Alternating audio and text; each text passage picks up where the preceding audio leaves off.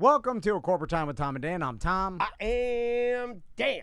We've got Moe's Comedy Jam coming up September 5th. Is this the third or fourth Moe's Comedy Jam? Third, I want to say. I can't remember. I know the first one was virtual. Okay, maybe this is the fourth because there were two at... This is the fourth. At Tuffy's. Yeah. So the first one was virtual, then two at Tuffy's. Yeah. And then this fourth one is going to be at the Orlando Funny Bone. It's like it's graduated. First virtual, couple of toughies, and now it is at an actual comedy club. And performing at Moe's Comedy Jam, we have comedian Rue Nafasad here. How you doing, Rue? Hello, I'm doing great. I'm here in my dad shirt because I was going to hang out with two dads. Yeah, I have to prepare. I love it. Did you think about that? You're like, I got two old dads. I got to put on my flowery Trumpy shirt and come in here like a boogaloo boy. But do they still call him that? I don't know. I don't follow the news. We're apolitical, so we don't do any of that. And Rue, I kind of I run it a little bit younger. Because what are you talking about? That's a horrible thing. That sounds gross. What do you mean? I run younger. Yeah, did you hear? He said I run it younger. That sounds like he's trolling for 14-year-olds or something. It also sounds like he's using the blood of young people to power his energy. That's the thing. Pizzagate. That is the thing. He votes that way too. You should see the truck he drives. I'm just saying I'm a little bit Anthony Kiedis. That means you're a disgusting pedophile. No, 19. Anthony Kiedis had a 19-year-old girlfriend, and they broke up with her for an 18-year-old girlfriend. Oh my God. Got too old. Yeah, you can't. Once you hit that 19-year-old mark, you're basically dead. Yeah, it's like, oh my God, look at her. Expired. Gross. Rue, let's talk about it because you've got a podcast, Pillow Talk. You've been Pillow Fort. Oh, I'm sorry. God You're doing what she does on the show. I listened to the episode this morning. God damn and you were talking. Let me tell you why I like Rue. God damn it. She's very much like us. And let me tell you why Rue is very much like us. She has a screws show. up all the time? Yes. She has a show called Pillow Fort, right? Yeah. But she on stage multiple times called it Pillow Talk. And then people started thinking it was like a sex blog or something. And then on her own podcast called Pillow Fort, she called it Pillow Talk multiple times. I was listening this morning and I'm like, this lady's our lady because we F up more than anybody. So I was actually like, I don't even need to prep. She's like Tom and Dan. Yeah, Amy gets so mad at me because we intentionally were like... They fought about this on their podcast. Yeah. Okay, all right. We were like, we're going to call it Pillow Fort because we don't want people thinking that we're going to be talking about, like, sexual things, and then all I do is call it Pillow Talk, and I've, like, introduced Amy, so this is my co-host, and it's terrible. Even correcting herself, she's like, I'm sorry, I call it Pillow Talk.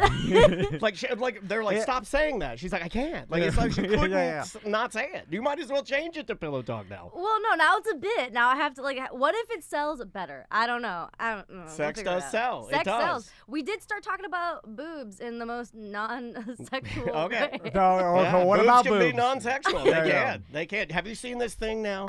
And I don't know how it got on my algorithm, but I'm going to tell you about it because Tom already showed you that he's a creep, so I might as well even the score. Okay. There's a thing called Hot Moms Breastfeeding on Facebook and Instagram, and that's how they get around the algorithm. Wow, you don't know how you got this on your algorithm. I honestly don't. I think one snuck in there and then I paused because I was like, there's boobs. Because I was like, oh my God, because the one is covered by a baby and then the other one's just out. Yeah. And they're allowed to do that. And they're allowed to do that because the baby, if the baby's in the frame, like you could do this. Like any woman can go on Instagram and Facebook right now. Any woman, grandmas, old ladies, anyone. And show their boobs. As long as you have it could be a baby doll. As long as you have a baby doll's mouth pushed into your areola on either side. So it doesn't even have to be a real baby. Because I was going to say, if it's a real baby, that is a lot Doesn't need to be a real baby. No, there's a girl I follow that 100% is just there because she's like a baddie, like a hot-ass chick. Yeah. And she just pushes baby dolls into her boobs and makes money doing it. I hate this. I do too. But it's on my algorithm. I can't get it off. I can't even look at my Instagram in front of my daughter. How realistic does a doll have to be? It's shiny. It's shiny. It's a to-me. A sphere. It just has to be a sphere. Well, like, it's just a basketball with a wig on the top. Okay, It doesn't have to be anything. Like, is there rules? No. Does social media have No. like, could it be like a knitted baby doll, like crochet? And then it still count. No, I don't think it or could be. Or does it have to be at least realistic looking? I do looking? think the texture of the baby's going to matter. I mean, Is that because it's all just a bot that scrapes? You know what I'm saying? Is the bot gonna stop a crochet baby? Yeah. What is the vision? What's the vision on this AI right now? I don't know. We should test it out. But it is. I mean, it is all over, and it's just like. And then here's the other thing. Now here's where it does get creepy. In order for this to exist and to live, people have to not call it out, right? So if you're a dude that's into this, if you're a straight up real pervert and you love hot moms breastfeeding, you can't say anything about it because it'll ruin what you've created. There's this community, right? So I'm looking at all these posts, and there's hundreds of posts of these ladies with their boobs out with one baby doll pushed into one boob, right? No comments under any photos. Oh, that feels evil. It does, right? Because listen, if you comment, right, it's gonna get flagged or something. So that guys just watch it, you're like silent perverts. It's weird, man. I mean, I was gonna say, aren't all perverts silent? But I guess we wish they were. Yeah. Some are vocal. Yeah. The loud ones, the loud perverts are the one you gotta watch out for. This is actually a thing, though, that I can't segue out of this into her comedy career. I can't. I know. I can't do it. Sorry, you guys know nothing about me. Okay, last breastfeeding topic. Then we're going to talk to Rue about how she started. Yeah. And I'll just say their names because they'll never hear. Say my name. But my good friend Fernando, which I've known for over 25 years. Yeah. I love that man. He has a younger wife, and by say younger, she's in her 30s. Oh wait, I saw this. But he married younger, like similar to Daniel. Yeah, I'm Daniel. Yeah. I married younger. I was actually in the room when my wife was born. Very special. Very special. Don't listen to him. He's very crazy. special. I stood there. I'm taking notes. And she, has a not a toddler, but still breastfeeding toddler. And I say toddler, but a young baby or whatever. Anyway, you gotta be careful, dude. You're gonna start villainizing people. And then on vacation, she was breastfeeding often, and sometimes in the car. She did on the camping trip, right? And then I ran over to their car, and you've seen this. Yeah, and then he puts his hands up like a dog. And then she was breastfeeding. She's, she doesn't. She's not. Care. We're all friends. She's like, but she's got them out. And then I have a hard time functioning. Yeah, I know you do. When I'm trying to talk to my buddy Fernando, who's in the driver's seat, and she's breastfeeding in the passenger seat, and I'm looking through the passenger window, and then I can't function. And I feel like that I'm less of a man. If you have sunglasses on, you look right at him. I feel like I'm still like a boy if I can't just look past the fact that a woman's breastfeeding. You guys gotta switch algorithms, you know. Give me his algorithms on like fitness and stuff. I don't want any of that. So Rue, let's talk about how do you got into comedy and when did you start performing stand up and all that? When was it? Yeah, when did I start? I feel like time, like in Florida, time doesn't really exist because there's no seasons. Yeah. It's all just one. There's no seasons, no COVID, we just power right through the life. We're all the same at all times. Yeah, I think I started around like 2021 is when I decided to like finally see it, and it was very egotistical the way that I started. But I mean, I'm a comedian. What are you gonna do? I like that. Yeah, but I think I always wanted to do stand up. I just like grew up in a very strict household, and that wasn't even like a thing in conversation to get into entertainment in any way. So I like got my degree and like had a job. I was bored of it. But what's your degree in, if you don't mind me asking? Biology. Okay. Oh my God! Perfect person to talk to about breastfeeding. Did your parents want you to become a doctor or something? Yeah. Well, I got into school and I didn't really know what I wanted to be, and my parents were really pushing for me to be a doctor, so I decided to do pre-med, and I was like, wow, this is boring. I have to talk to people that are suffering. The worst. Yeah. That's awesome. Yeah, I mean, everybody especially. You're like, I don't care about you. Oh man, this is hard. It does seem like a less attractive job than it used to be when we were young. Like hard job. In the 80s and 90s, well, we just it was like become a doctor. They get rich. Like there was no like a doctor, lawyer. Maybe that's why all our kids only care about money, because like for years we were like doctor, lawyer, that's it. There's money. Yeah, that's literally what my parents want. And it's like especially because my parents are immigrants, those are the things that like give stability in their Sure. brains. Yeah, Those are jobs that mean something. And that's burned in there, man. Yeah. Like, because they've also probably seen some things that are pretty terrible, and vice versa. You look at that and you're like, comparatively, no, we have to go this route. That just makes sense. Yeah. Yeah, they were like, we should not be cab driving in the 90s in Chicago. Yeah. That was terrible. Yeah, that is very unsafe and not cool. Yeah. So you went the exact opposite and went comedian. Yeah. Which I'm is right under cab driver, actually. Yeah. Actually make less and get shot more, probably. And I'm sure not as safe. Yeah. I'm sure your parents were super excited about it when you told them. Oh, You're like, my I'm going God. from pre-med to comedian. And what I know about stand-up comedians locally is you know, it's a tough road, to become successful. You know what I'm saying? Here's the thing that I do know about local comedians. They always uplift each other and they're always supportive. They're never ever petty and tearing each other down. There's never been competition in the local scene ever. No, it's so easy to break in and there's no clicks and there's no problems with it at all. No, and so all the rooms are collaborative. open That's and the thing fun. I love about comedy is that it's so collaborative. Hey, everybody supports each other. Everybody, no one talks S all the time. Yeah. There's no politics involved with it getting good rooms, and there's no. And here's another thing. I forgot about gatekeeping. this one. Here's another thing I know. Way easier if you're a lady. That I know. That I know. Ugh. I just walk in the room like, you want to be on the lineup? Come on in. I'll put her at the top. They look at my boyfriend like, you're definitely the boyfriend, right? Like, you're not the comic. That's hilarious. So, how was that conversation when you said to your parents, "Hey, I'm going from pre-med and also all that schooling that I'm sure they paid for is now going to waste, I guess." It's not a waste. Well, There's good material. You in there. still have the opportunity to a lot go of good back. material. You get a lot of but- good reading. I know how to read now. That's crazy. That's crazy because you could do that. No, I still like I ended up getting a job with my degree, but it was like a spreadsheet job, so I really didn't need it. But I used my college degree. I just saw Hassan Minhaj one time, and I was like, I could do that. And then went to an open mic literally 2 months later and started doing it. And I like, you guys know, when you're doing comedy, it's nothing. It practically, for me right now, at the level that I am at right now, is still basically nothing. But it's starting to pick up, and I really love it, and I would love for it to go somewhere because it's fun.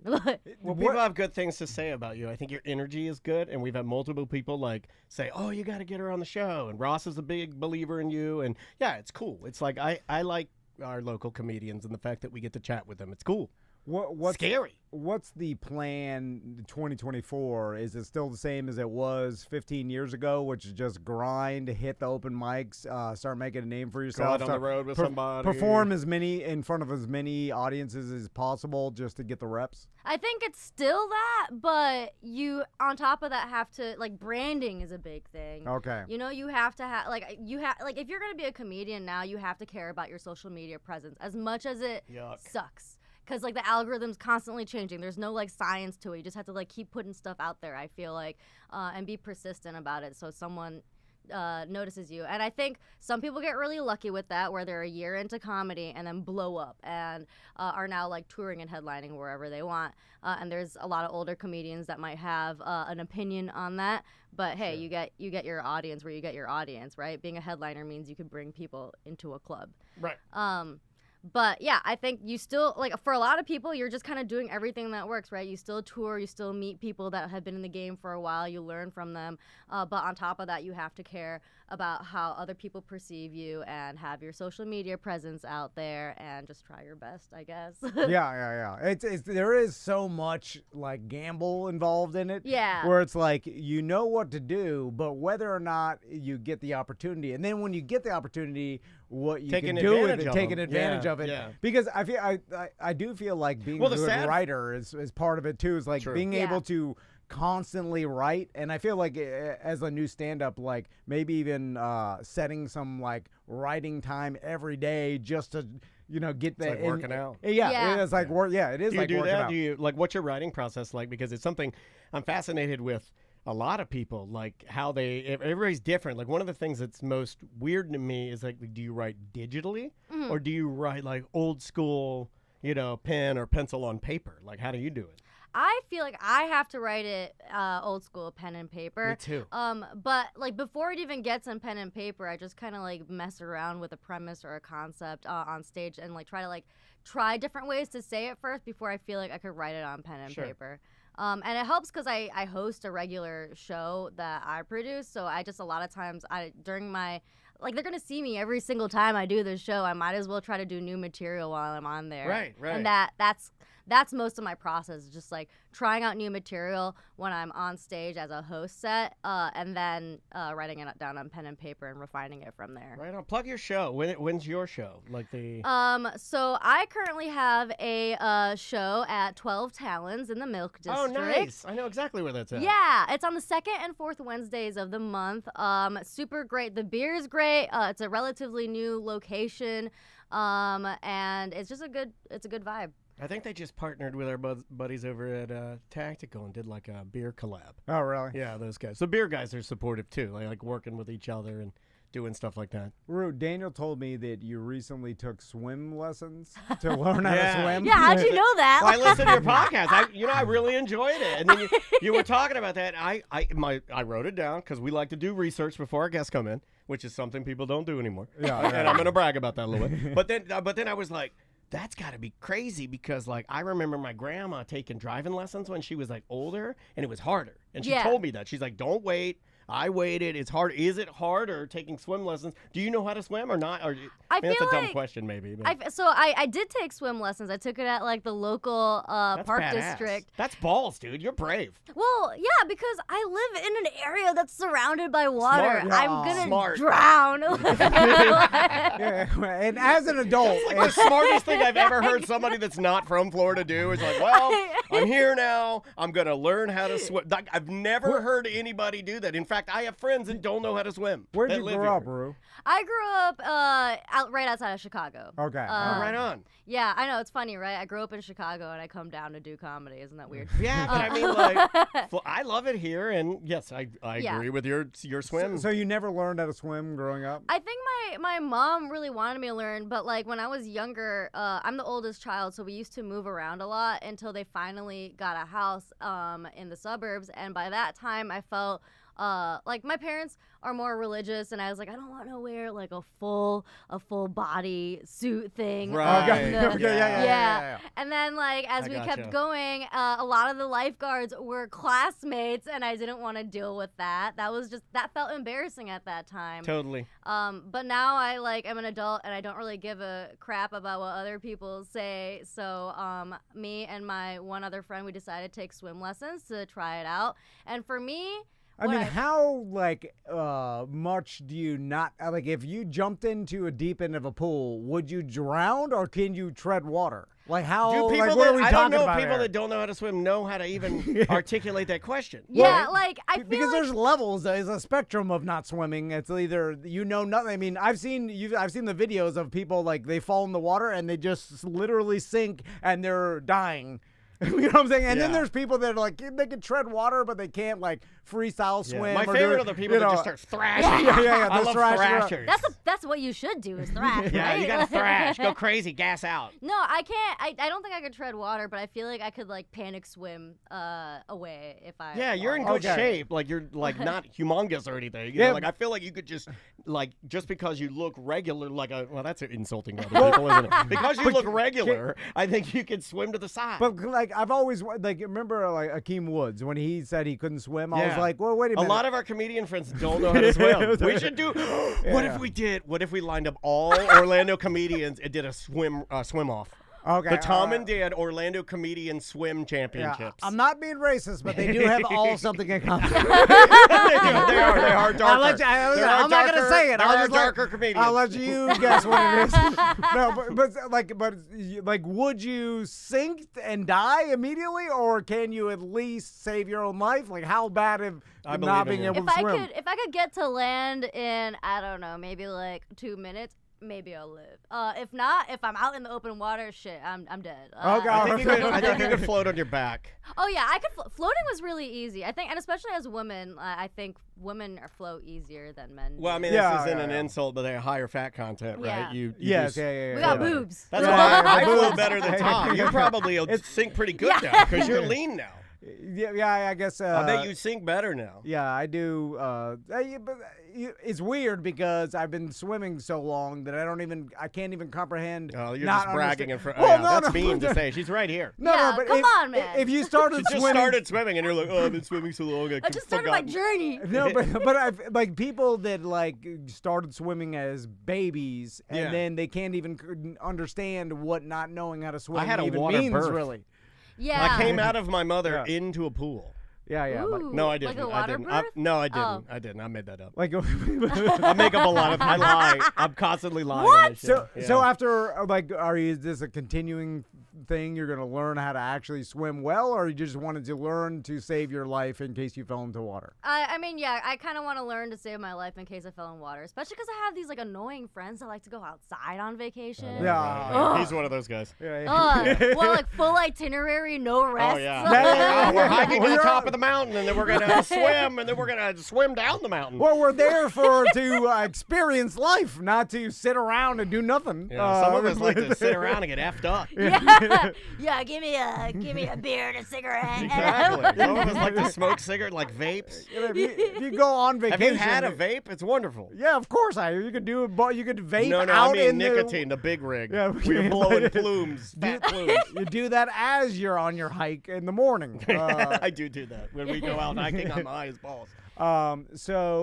Again, get your tickets to Mo's Comedy Jam, mocomedyjam.com for all your tickets. It's September 5th, and it all goes to charity, which is a great opportunity if you don't normally go out to see stand-up comedians. This is for a wonderful cause. Yeah, and also I believe they just added Ryan Holmes to the Mm-hmm. lineup as well, so you're getting more comedy. So, but hey, thanks so much for being here. We really appreciate you coming in. Thanks for having me. And if you ever want to come back, we'd love to have you. Oh my God. So you can curse and stuff, and we can yell the F word some. And check out our podcast, Pillow Talk. I'm joking. It's Pillow Fort. Yeah, Pillow Fort. Check it out wherever you get your podcasts. Ruth, thanks for coming in. I appreciate Thanks it. for having me, Tom and Dan. We'll be right back.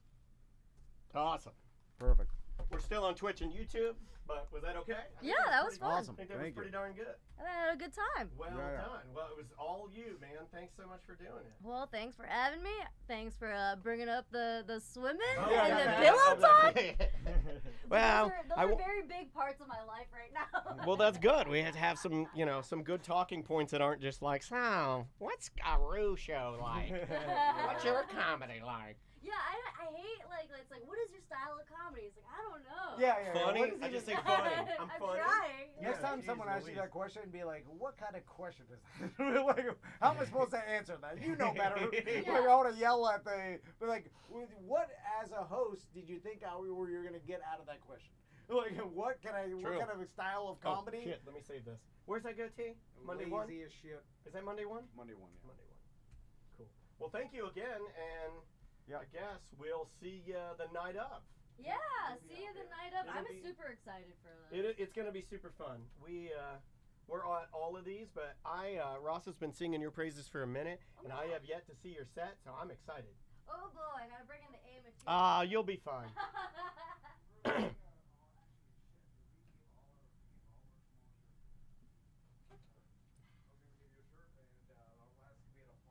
We could give her a swim shirt, like a boy band. We got a boy band here on Friday, and we've never had that many boys on our couch. 5 boys on our couch, and They all wanted a shirt. they all wanted a shirt. All of them. They all had like little broccolis.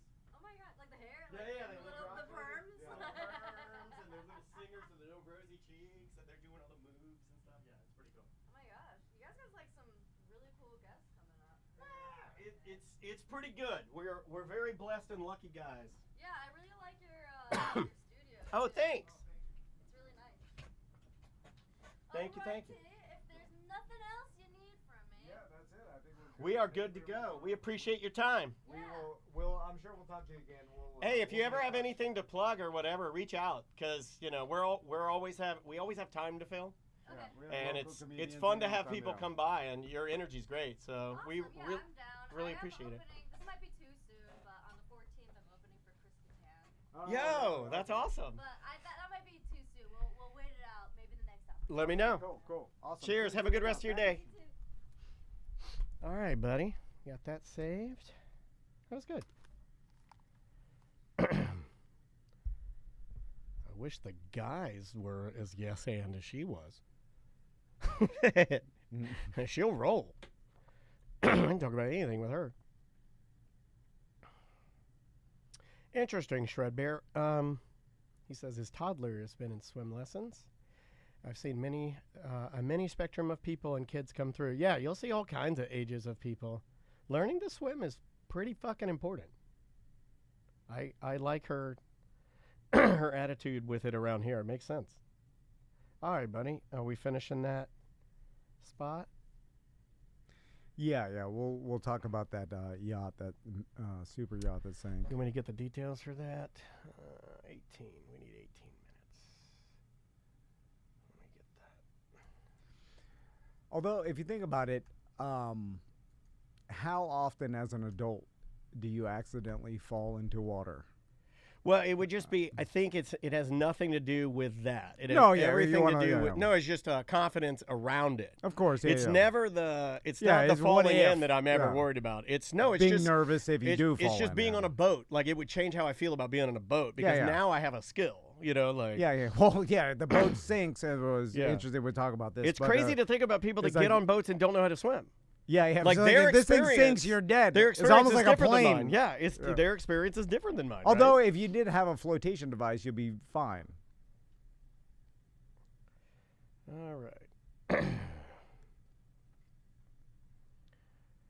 I'll bring us back. Here we go. 3, 2. Welcome back to A Corporate Time. So I saw a story that happened over the weekend where that super yacht sank. Yeah. By billionaire Mike Lynch. Bayesian yacht off the coast of Sicily. 1 person died. 6 people went missing after a luxury yacht sank Monday in Italy off the coast of Palermo, the city of Sicily, after a sudden storm hit the area. Fishermen were reported as saying it was a mini waterspout that just kind of popped up while conditions were kind of perfect around there. Fishermen said they reported a waterspout popping up, and there are multiple reports of that, and that's what they think hit the boat. Crazy that it sunk it because it was a 150-foot mega yacht. It's ginormous. So it must have been a crazy storm to capsize that size vessel. 184 feet, British registered sailboat. A ship that big, 10-person crew. Sink. That's a 10-person crew, dude. Yeah, no, I mean that's a humongous. mini cruise ship. Yeah. And it was owned by billionaire Mike Lynch, and he's still missing. Yeah. Which isn't good, but I guess his wife was saved, and then a 1-year-old was saved, which is the super 1-year-old scary. is happened at 5 a.m. too. The 1-year-old. So I imagine everybody was like still sleeping. Apparently, was held up by just her mom treading water until they could pull her out. She got that mom strength. Which usually those ships have, like I know sailboats have this, where there's like inflatable life rafts that will be triggered by water or them sinking. So essentially, you don't even have to like release them from the boat. They will release themselves if the boat sinks and then inflate. Oh, you know what I'm saying? Like, yeah. As a precautionary it's method. like almost like a parachute technology at that point. It's like once you reach a certain altitude, that chute's gonna coming fire. out. It's Yeah. coming out. So a lot of bigger boats have that, and maybe there's no maybe way it's that so this, big. not to sound like you, but there's no way this didn't have that. I mean, this is like maybe super mega expensive yacht. Maybe it's so big that it doesn't have that that you have to trigger the life boats them by hand or some sort of mechanical. Here's what they're saying. The ship sank after unexpectedly strong storms recently dumped heavy rainfall, causing flooding and landslides. The captain of a nearby ship told Reuters his crew rescued some survivors from a life raft, including 3 that were just seriously injured. Okay, so they were in some sort of life raft. I think some were. We managed to keep the ship in position, and after the storm was over, we noticed that the ship behind us was gone. The other boat went flat on the water and then down. So it completely sank. Yeah, it's down. They say it's like 42 meters down. And they want to get down to it because I don't know if there's people inside it. Oh, yikes. That is there's been, remember the Nigerian tugboat guy? Oh, yeah. I think people He's a dive instructor now. Have lived in submerged boats, like in air bubbles and stuff. So I guess there's still a possibility. With that size boat, there could be air trapped and you could, terrifying. How insanely terrifying this is. I think we've had enough of these type of stories. Between the I can hear the fish eating my friends, Nigerian tugboat captain, between him and the 19-year-old that went down with his dad, who was a Rubik's Cube champion, and then in the ocean, what was it? Ocean Gate? I'm just done with like marine tragedy stories. I'm done with them. Yeah. Enough. They're rare. We only hear rare. the anomalies, but this, I didn't think that just some sort of water spout and bad storm could completely sink a 150-foot mega yacht that easily. So, but I guess anything can happen. Yeah. What's funny about this too, and you kind of brought this up, is like, we just had on comedian Rue, and she doesn't know how to swim, and then you brought this up to me. I've never thought of this about like people that go on boats that don't know how to swim. That is not something that I think of. I've never thought of that as a man. It happens a lot, when they, those like ferry boats that sink every once in a while in like Asian countries or whatever. I hate those stories. And a lot of those people die because they don't know how to swim. Yeah. Which is, I guess there's a certain percentage of people that just never learn. What is the percentage you think globally? I have no idea. But you think ChatGPT? It's pretty high, especially if you live in a city. Like, think about how many Indians and Chinese don't know how to swim because they just grew up in a super densely populated city, millions of people that just didn't have any sort of access to any swimming pool or swimming lessons. In an urban jungle, no way. There's no way. There's one swimming pool, and then you'd have to pay for lessons or whatever, and then you just never go. Oh wow, that's this is like shocking to me, but it makes sense. Here we go, ChatGPT. Globally, it's estimated that over 4 billion people do not know how to swim. This represents more than half of the world's population. Factors contributing to this include limited access to swimming facilities, cultural attitudes towards swimming, and geographic location. The lack of swimming skills is especially pronounced in low-income countries, where significantly fewer people know how to swim compared to those in high-income countries. 26 source. Yeah, it just sources some things. Interesting. More than half. So if you know how to swim, that's a luxury. You consider yourself lucky. Yeah, but there's just so many people in India and China that it counts for. I'm thinking in the gigantic cities where there's, Do you ever have any friends that didn't know how to swim? I don't know. I had one. Not off the top of my head. I had one friend that didn't know how to swim, and I still remember us teasing him, and we were like messing around. It was mean. We were messing around at like a pond, like a walkable pond. Yeah. It's like the water's only up to your waist. It was a concrete pond in some a friend of mine's backyard, and he was in like a rowboat, and then like kind of fell in, freaked out. We all laughed. Not very nice. It wasn't nice. It wasn't a shining moment for me. That's the odd thing, because there are some like TikTok videos I see. There's a guy that he's at a water park, and I think they have this in Blizzard Beach, where there's like essentially a thing you hang on and slide down, and then you let go into water. Oh, right? Maisie does that. It's you hold onto like I forget what that thing's called. It's like a zip line, it's a zip line that you're holding on to, and then you fall off into deep water at the end. And some guy, like the video was like, oh, this guy didn't know how to swim, and then he did the zip line. When he landed in the water, he didn't understand. It's like a cat paw in the air. He couldn't keep himself, and he just sunk. And then I was like, whoa. Scary. And then the lifeguard had to jump in and save him. And he's good at sinking. And I was like, that is odd. So with how no this concept. person just sunk like that, because I'd feel like that you just had some natural ability to like keep yourself I don't afloat. think you do. I think you have a natural ability to sink. Like Yeah. if I were able to steal your concept of flotation or tread or swimming, right? Yeah. If I could go into your brain, like remember that movie, the movie Pi, where the guy drills into his brain? Yeah. What if I could drill into your brain and take away your swimming part? If you did the zip line and fell into the water, because you have no concept of that feeling, do you just start to sink because you just don't know what to do? Yeah, I guess so. With no instruction? You know, what's weird is like you lose the ability to swim, but you're born with it.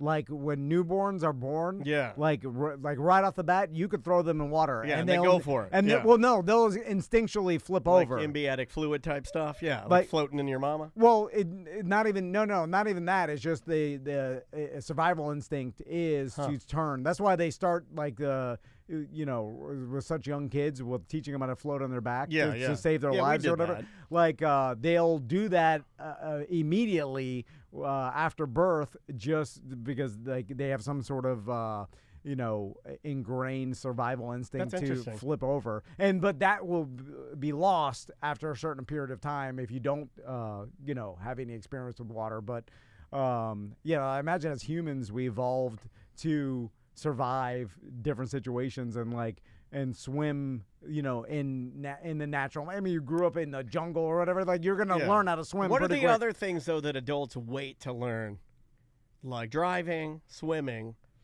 What else? I imagine the driving thing will eventually go away after everything is self-driving. You don't in like see 100 years, no one will know how to drive. Well, even now, it'll be probably rare. Well, even now, you don't see a lot of the student. You used to see a lot more students. Like I'd say, like even 15 years ago around here, because the school's right up here.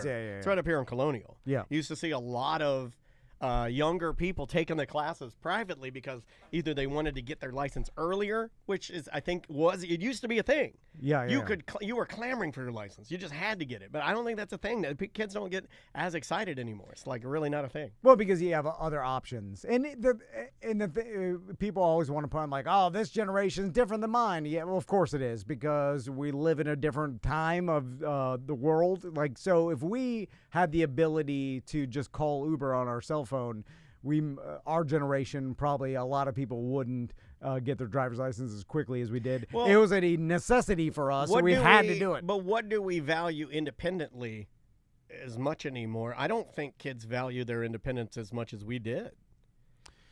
Like, I valued getting away from my parents on my own. And that's not disrespectful to my folks. I loved them, and I was an only child, so they were like my best friends. But, like, it's different. Like, I don't see as many kids wanting to be away from their parents. Well, I think is that still a thing?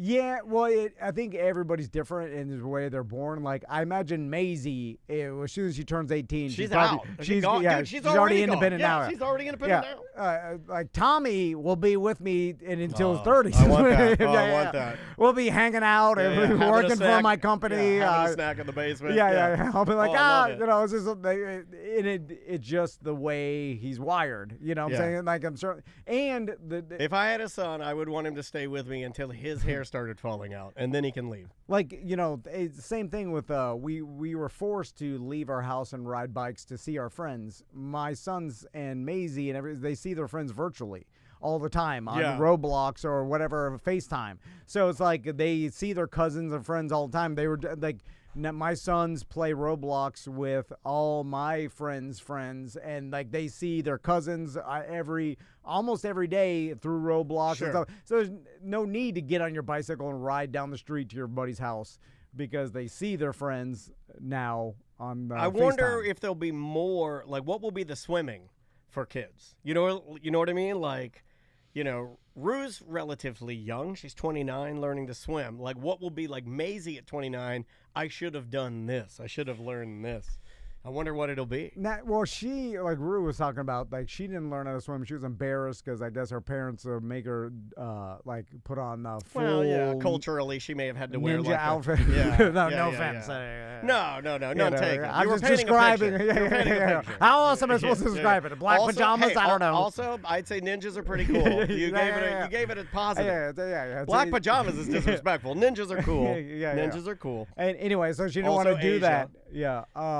Which. I don't blame her. Yeah. I'll be hot as hell. And I see you're those getting made people- fun of by other kids. I see those people do it on a cruise, and I do it with just like a Columbia shirt in a river, and I'm like, oh, it's sticking to my belly. I'm like, oh, this is terrible. Yeah. Have you ever worn full clothes Terrible. and swam? It's terrible. Like, swam? It's terrible. Yeah, it is terrible. I feel bad for those people. They should privately be allowed to just go naked and swim in the water. Oh, and the other thing I want to talk about is Yes. Phil Donahue died. Yeah. And then it got me into I started looking at daytime TV. I was like, who the hell is what daytime TV is still on? And I know there's a large population of old people that are still watching daytime TV, I imagine like middle-aged ladies like it, Yeah, they're just at home watching the court shows and I saw have it Kelly on in the Clarkson. background. Yeah, it's just on. That show does pretty well, supposedly, the Kelly Clarkson show. Daytime TV, and they just interview. It's just a bunch of fluff, right? Well, hers Like is easy watching, cooking but segments. She sings a song. Actually, her show I think does well because she comes out and she has like a band. And then she sings a song, and she's a good singer. It's like an Ellen type of vibe. Kind of, yeah, but not she was. I think she really was trying to be the anti-Ellen. Like, look at me, I'm not a bitch. I think that's what they were going for. Because I don't think she is. I think Kelly Clarkson seems like a nice person, So that she sings the song, then she'll have Ryan Reynolds come in to talk about Deadpool. They'll yuck it up, Then she'll have some product on. Then Rachel Ray will come in and tell her how to make monkey bread. Yeah. Then the product guy comes in and he shows some new Dyson technology. So Dyson, that's a good one. They do a little Dyson technology. But Dyson paid for that, by the way. Yeah, they paid for that interview, and she got a free one. Yeah. And then maybe they have a kid that had some sort of horrible disease that combated it and won. Yeah, they had the amoeba. A feel-good story. A kid had the amoeba, and then she was able to battle back. This only happens 1 in a million story. Yeah, and they bring her out. Then they give her a car. That's sponsored. It's a Kia. They give her Kia sponsored. They give her a Kia Soul. It's sponsored by Kia. Kia paid for the car. Yeah. And then they just. Is it live or it's live to tape. Live. Okay. You can go see it in Burbank. You get to watch it. Then they roll the credits. Kia gets in there. Do they her record clothing it is sponsored. Same day? Yeah, they do 6 a day. Okay. Oh no. Okay. So they do. They gang record a bunch of them, three and a then day. they'll put them out. They're hour-long shows. They do 3 a day. Pump them out. Okay. Yep. And that's exactly what it is, I think. And then they, it's all the sponsorship. I used to love these shows as a kid, though, as a young boy when I stayed home, when I was playing sick. Because I was never really sick. I can say that now that both of my parents are dead. I was never sick once for real, ever. Not even one time. Yeah. I can't remember one. I can't remember any time that I honestly was too sick to go. I'm being honest. I don't think there was a time where I was like, I can't make it. I could always go to school. Maybe once you had the actual flu and you had a fever. I don't think I did. I'm a liar. I'm a liar. I'm a GD liar. Well, think about our company and how little we call out sick. Yes, we never do it. That's my proof. We were only forced to during COVID when we actually knew we had COVID. But the other times, I just come in here I'm with going to give you another secret. I'm going to give you a secret. Yeah, Had it just been me and you during COVID, I'd always come in. Oh, yeah. Exactly. Yeah. But no, the first couple I'm times also I got it. anti-union too. I'm no. But we rarely, because that's what you have your sick days at work, and you just use them. I'm being honest. I thought about this with Andrew because Maisie's never been sick. She doesn't get sick.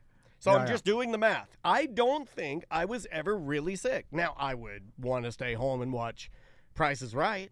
Yeah. Or I'd want to stay home and masturbate all day or something, Although, I remember staying home from school and watching daytime TV, and that's not a thing the kids are doing anymore. No. They're on your iPad. Yeah. You're on YouTube. You're we're watching horrible.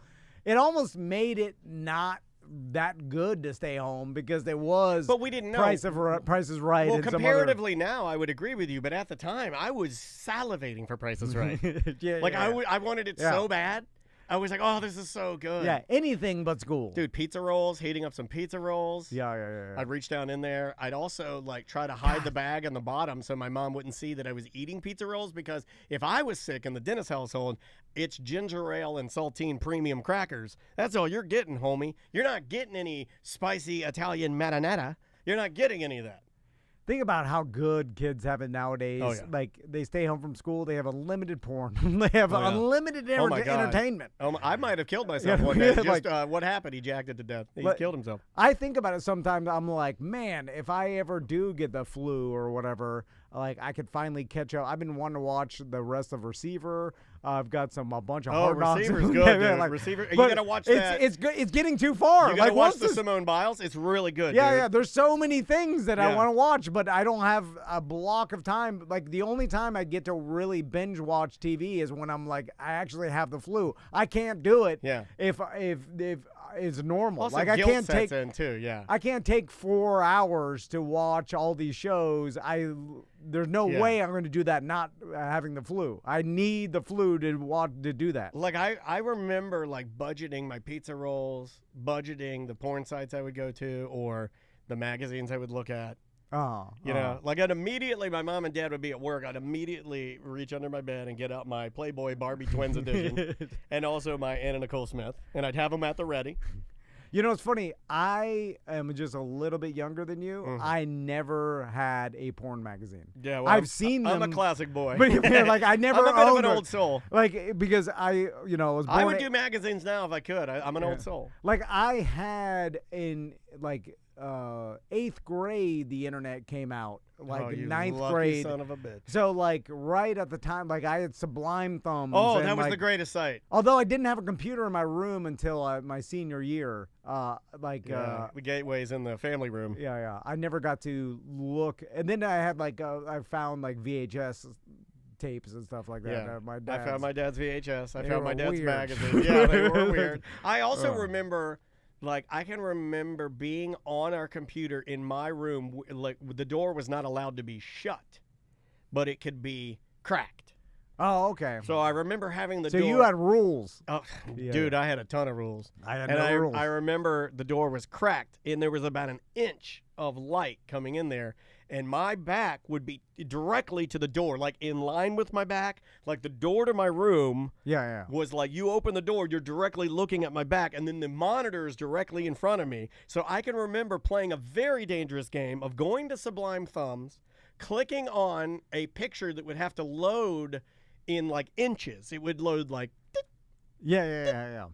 like in inches, and then it would just be like an action photo of a girl and a guy doing things. And I remember I'd have to pick. I'd be like, well, don't get the ones where she's getting unclothed. You want to go to some action scene. You want to get something action. You can't go to the end. Yeah, go to the end. So I'd click on it, and then it would start loading, and I would listen. I would use all of my hearing power like Batman to listen to the hallway to make sure one of them wasn't walking back there, because if they were walking back there to open the door would open quietly there, because it's not fully latched. It's just cracked. And then I would have to minimize. It was a lot harder to minimize. I feel like minimizing was slow as hell back, and you had to minimize it and then pull something up that, like, for that time would have been like business.com, or like I'm playing a video game or something.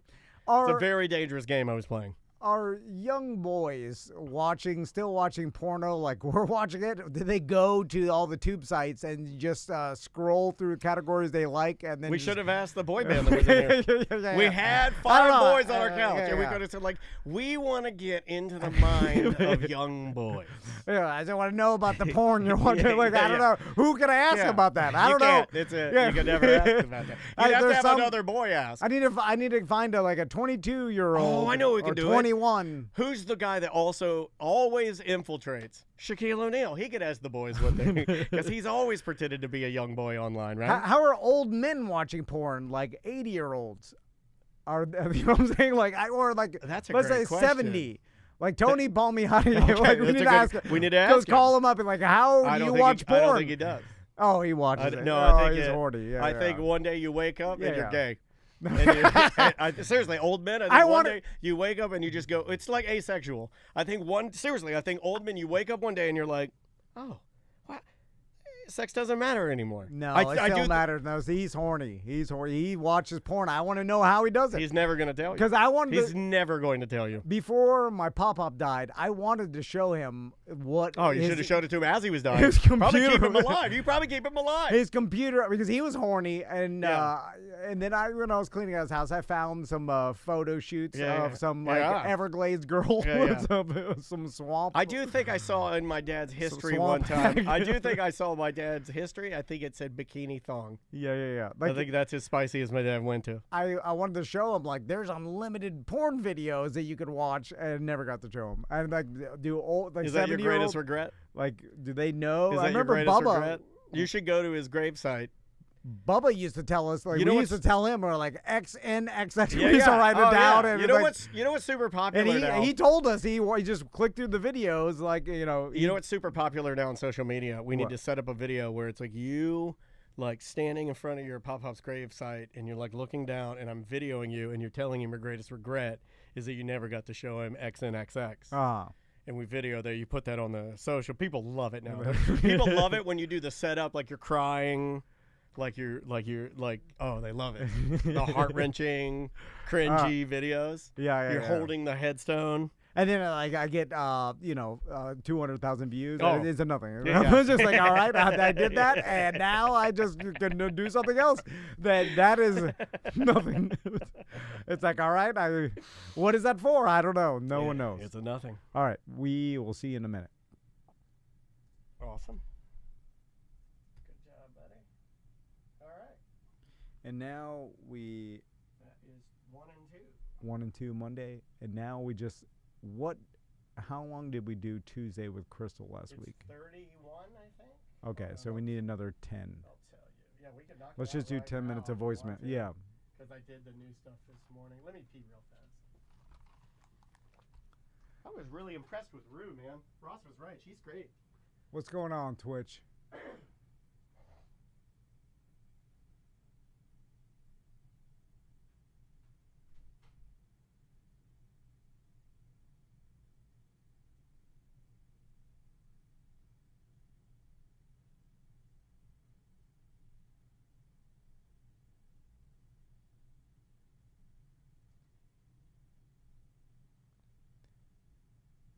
I was just reading your story about your uncle. Yeah, there's a lot of think about how kids nowadays are more exposed to pornography because of the internet and everybody's phone and how easy it is to just go on the internet. Like, we have all these stories of finding nudie mags and Playboys and stuff like that, but now you just search anything you want on the internet. And like my sons, I know, like they realize that you could search stuff. Like, obviously I don't let them have access to the internet, but I'm sure they put 2 and 2 together. Like, I know Max has that he could search shit on the internet and it'll show him. We even though we don't give him access to it, but he knows about searching. So if he knows that, I'm sure he's thought to himself, well, I could search anything I want and the internet will show it to me. I was just talking to Twitch about kids nowadays are exposed to pornography way more. Because I was thinking, like, back our, uncles and dads had nudie mags. Pocket at all times. Nudie mags, laid around and stuff. But that is more rare. You hit it more Than there's the internet in every house, and you're exposed to it. Keyed-up BDM, I don't know if we're doing Solar Bears this season. Do not know. We'll talk about it on the BDM show. All right. I was just talking to Tracy about it. All right, buddy. Would you like to bring us back? Let me get these ready to go. Ready to go. Never enough. Never enough. All right. There we go. Okay. Why don't you bring us back, bud? Yeah. Here we go. 3, 2. Welcome back to our corporate time. Let's do some voicemails. Yes, I love voicemails. It's damn near my favorite thing that we don't do enough of. If you'd like to leave us a voicemail, got a couple ways you can do it. 1-844-TOMNDAN. Yes, we have a vanity line that we pay way too much money for, and you can call it and leave us a voicemail message, or you can get our free app where all of our content lives. Now, granted, the app we're trying to work on it. We're trying to throw some money at it and get it fixed up, but you can hit a little button called Mediocre Messages and leave a message much like this one right here. Hey, guys. I was listening to the BDM show, and I heard you guys talking about some construction mafioso guys that used to sit in the back of Mako's, and I was wondering if they were the same guys that owned Sports Bar downtown and the Dueling Piano Bar above Church Street, because I helped build those two things, and I worked as a doorman at the Sports Bar during the Kimbo Slice fight. It was quite an experience, but dealing with those guys, they were all from New York, and the construction guys were like Indian dudes, if that's okay to say, but they would drive down 95 straight from New York and work. They were the most soft hand,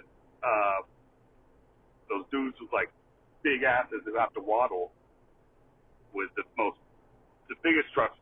Is he saying the men were pear-shaped with big asses and soft hands? Is that what? I guess so. Yeah. Is that a stereotype for Indian men? I've never heard that. I don't understand what this guy. I don't. Sorry, I don't understand your voicemail, sir. Yeah, there's a lot of mafioso types that do business. There's all different styles. All different styles. I don't feel like that locks into one true stereotype anymore. The shady criminal, like downtown criminal, I don't feel that locks into any one race or color or creed. Well, yesterday we were talking about that super yacht that sunk, that Mike Lynch, and when I was reading about him, they put in a blurb about how they extradited him back to the United States for some fraud charges, and then he got acquitted, all this stuff. There's a lot of people that get super rich, and the way they got rich could be morally questionable, and they may not have followed the letter of the law and kind of bend the rules, and and because you realize if you are like, hold on, like I can do this and make a lot of money, and it may or may not be the it's not illegal, but it's questionable. You know what I'm saying? And people get rich that way, and then they use their money after they get rich to get the lawyers to get them out of it or whatever. But lots of people have gotten rich through questionable activity. I agree with that. That is not 100% by the book, and especially more than you would probably want to know about. Oh, I mean, like one of the filthiest ones, and I hate to say this, but one of the filthiest ones, and you can Google it. Paul Newman. No, Paul Newman was a. No, I think his is all good. I think his is all good, but but I mean, like, there's a lot of things that you're like. Well, you know where I drew the line? When he started doing microwave popcorn. I'm like, Paul Newman, get the hell out of here with your microwave popcorn. And if you use the system, like, you start realizing, like, oh, this politician, he's the one that is allowed to make the decisions about where the state of Florida spends their tax money to redo the roads. And, like, this guy's construction company, got the buy. Like, I'll give him the buy or whatever. He'll shoot me a kickback. Like, no one's getting hurt here. You still do a good job. You start justifying. You start justifying it. This is why we want to be one of those guys. And then the construction worker guys, like, he knew this person wanted to get elected, so he put $100,000 so that he gets the $100 million Florida. It's a scratch back scenario. Turnpike refurbishment or whatever. And then it's like, is that illegal, or is it questionable in the morality? And so a ton of that stuff happens. In our Twitch chat room, actually YouTube, Karen says the Nigerian tugboat captain is a scuba instructor now. Bahaha! I love the jokes that Tom doesn't acknowledge. That's not a joke. He is a scuba man now. Did you see that on social media? No. I think, or did he actually we've vetted that. Yeah, I think the guy became a scuba man now. That's a real thing now. You would think that the last thing he wants to do is be underwater, right? I don't know. But based on what he experienced, he's like, if I survive this, I'll never be underwater again. It's kind of like if you survived a plane crash, you decide to become a pilot. It's kind of odd. I mean, I think I remember seeing that. I mean, I'll double check it, but I'm pretty sure that that's an actual real thing. That guy that was trapped under there. The fish are eating my friends. I think he became... did he become like a rescue diver, or did he just get into scuba on the weekends and then they dive in some... Here, I'm getting it right here. I'm right. See, I'm right more than I am wrong. I should trust myself more often. Here we go from ChatGPT. Harrison Okene, the Nigerian tugboat cook who famously survived 3 days underwater in a capsized vessel, has indeed turned his traumatic experience into a passion for diving. After surviving the ordeal, he faced his fears and later became a certified commercial diver.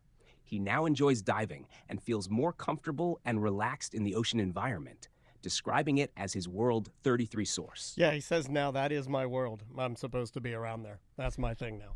Well, there is a difference between like scuba diving during the day at a reef and seeing some fish and being out. No, but he could do anything now, right? Like, couldn't he technically in a with the capsized training? Tugboat. Couldn't he with the training? Like, this guy could go in almost any diving scenario, and he could always, if he's strong enough, go, well, it ain't the tugboat, and he's okay. If he got into cave diving, then I'd be like, that's really weird, because now you're putting yourself into a similar situation. I like that it's never enough for you. I like that. Never enough. Well, I'm saying, but like scuba diving and like on some reef during the day is really nothing like his experience in a capsized tugboat. But this is, pitch black. It absolutely is. Yeah, it is. It's a scary scenario underwater. It's absolutely like scuba diving. It's just a big air tank. Yeah, but when you're scuba diving, it's not scary at all. But it can be. There's light. It's like being in a I think you're being unfair. I think scuba diving, for people that don't necessarily know what it is, yeah, it's scary. The first couple times I scuba dived, it wasn't instantly not nerve-wracking. Well, yeah. But it's nothing like being in a blacked out, upside down tugboat 100 feet underwater. I still think it's super impressive. I mean, I think it's amazing that the guy did that. It's weird that he decided to get into that. It's kind of like what we were experience. talking about with Rue, though. It's like, imagine not being able to swim and then going on a boat. Like, your experience on the boat could be terrifying. It's like, because you would ask, what's the need to learn how to swim? Because I think it gives you that confidence. This is the exact example. This guy, like, now, I mean, I think on any boat he cooks on or any scuba diving, I mean, like, the guy's probably cool as a cucumber, I would imagine. Let's get another one here. How about this one right here about the pigeons? Dan, BDM Mike, walking my friend's dog, just listening to Pigeons and Crack. That was awesome, Dan. Love you. BDM for life. Oh, thank you. Yeah, we did a parody song about the pigeon balloons that are downtown. Me and Andrea and Maisie drove down and saw them over the weekend. Pretty cool. Yeah. I like them.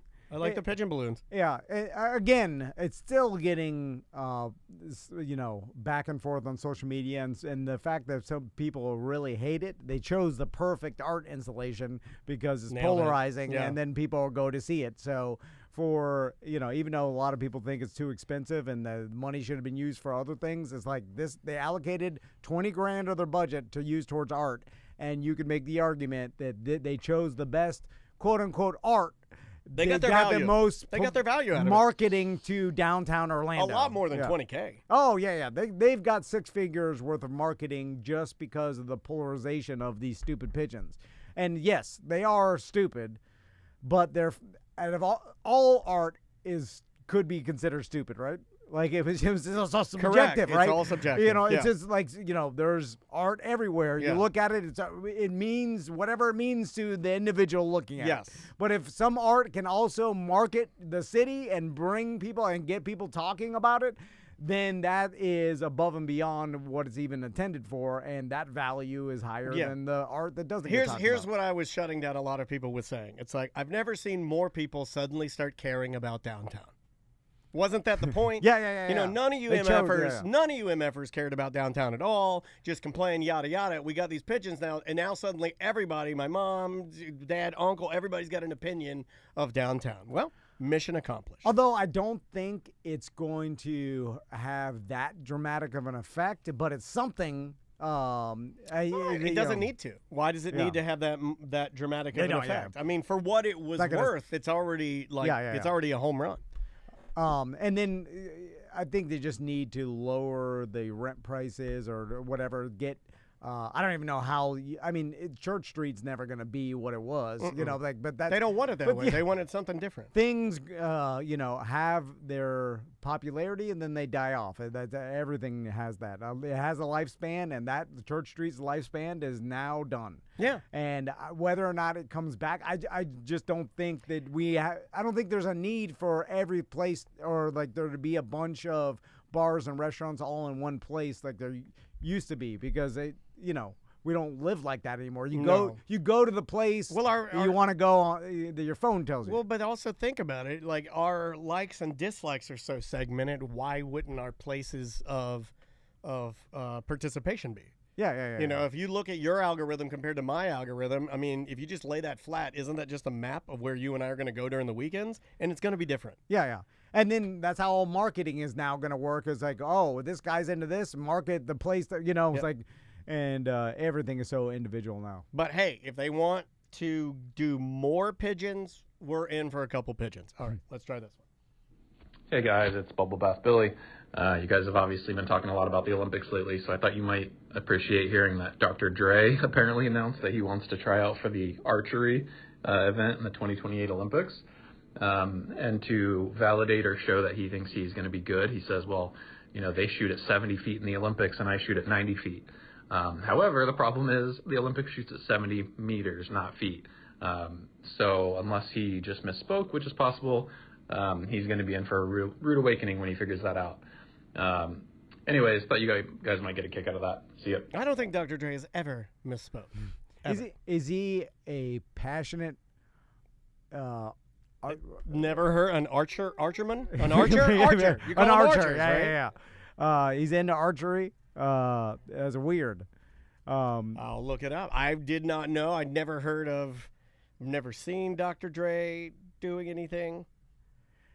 I wonder, for him to say that he's going to have a possibility to make the Olympics, he must be good, right? He's got the money to put into it. Yeah, and that's kind of like half the battle. If you can get the best trainer and the best equipment, then you may have a chance, right? Because there's a lot of, although you would think maybe some like crazy young autistic kid that's just insanely steady hands is like gonna be the best. You know what I'm saying? Like kind of like the pommel horse guy with the glasses, right? Yeah. Like he was just stone cold pommel horse man. Yeah, like I feel like archery and even like that airsoft pistol, whatever, that like you just have an insane steady hands and like hand-eye it is real. There's no really real info on his like how good he is at all. I think maybe he was just like I think he said that after the Australian I think it was the Australian breakdancer. Yeah. Like he's just like, well, I'll try out then. Right. Everybody but also was saying with that. the Snoop connection, that's his boy. I mean, I get it. Yeah. Snoop's out there. You're like, I'll be in charge. I'll go out there next time. Yeah, I don't think that's gonna be a real thing.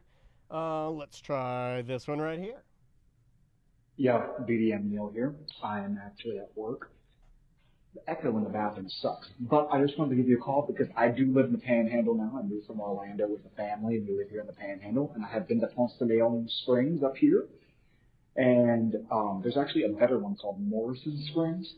Have you heard of Morrison Springs? No. And then he gives one more. There's even a crazier one. You have to pay to get in this one. It's called Vortex Springs. And you have to pay like $15 a person or like something. Have you ever heard of Vortex Springs? No. Me neither. Well, the Springs guy said there was hundreds of different springs, But this Vortex one sounds like somebody got a hold of it and like commercialized it a little bit and made it kind of like awesome with like stuff to do. No, or like turn it into like a water park type of deal. Yeah, that's what it sounds like. I mean, it's $15 to get in. I'm expecting something. Well, who will tell me about all the springs in Florida? The internet. So I don't need Neil telling me. You are so grumpy. You are so grumpy. No, I'm just saying I don't need a human to tell me anything. If I want to know. You heard the man. No phone calls. My phone will tell me. If I want to look up every spring, it'll list them all out. Tell me which one's the best one. You've proven that you don't do that. I'm saying, like if I need to know where the springs are at, my phone will tell me. Let's try this. No, we gotta go. Oh, we got. Oh yeah, we do gotta go. We will see you tomorrow. Awesome. We got it done. All right, y'all. We will see you after lunch. That is Tuesday.